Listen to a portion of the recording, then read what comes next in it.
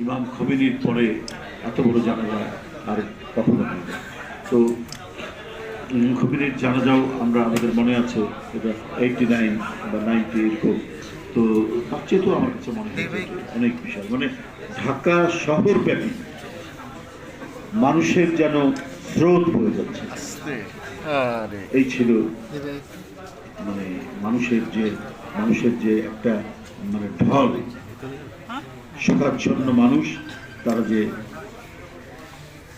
জানাজা পড়ার জন্য ফিরে আসছে, এটা একান্তই মনের ভেতরের ভালোবাসা না থাকলে এটা সম্ভব না।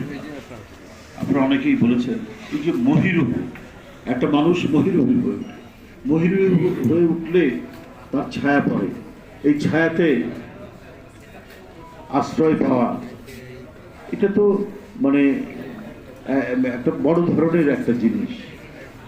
আমরা এই দেশের একটা বিশাল মহিরুহ, যার ছায়াতলে আমরা বসবাস করতাম, এই ছায়াটা মনে হয় অপসৃত হয়ে গেল। একটা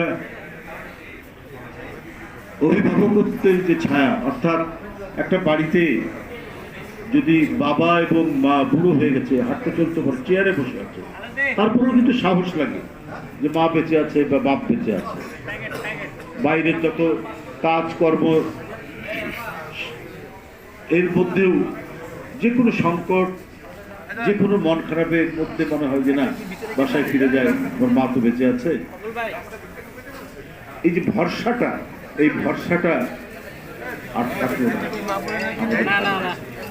তার কাছে গিয়ে কমপক্ষে মনের কথাটা বলা যেত, তার কাছে গিয়ে একটা আশ্রয় পাওয়া যেত, সেই আশ্রয়ের জায়গাটা অনেকটাই আমাদেরকে হারাতে হয়েছে।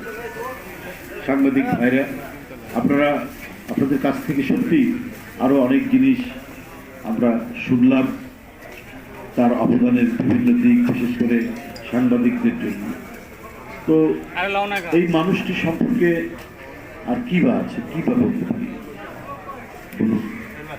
মানে জাতীয় নেতৃত্বের এমন একটি জায়গায় কত বিচক্ষণ হতে পারে, আমরা প্রতিনিয়ত প্রতি সময়ে সেটা ভেবে। আপনাদের নিশ্চয়ই মনে আছে, একটি ক্রান্তিকাল চলছিল মানে 11-11 সময় থেকে। এই ক্রান্তিকালের মধ্যে প্রচন্ড দমন পীড়ন শুরু হলো। পরবর্তীতে যারা ক্ষমতায় আসছেন রাজনৈতিক দল, তার প্রধান নেত্রী বললেন তাদেরই আন্দোলনের ফসল। ফলে 2007 সাল থেকে যে ক্রান্তিকাল শুরু হলো, সেটি 5ই আগস্ট পর্যন্ত একইভাবে একই তালে চলেছে।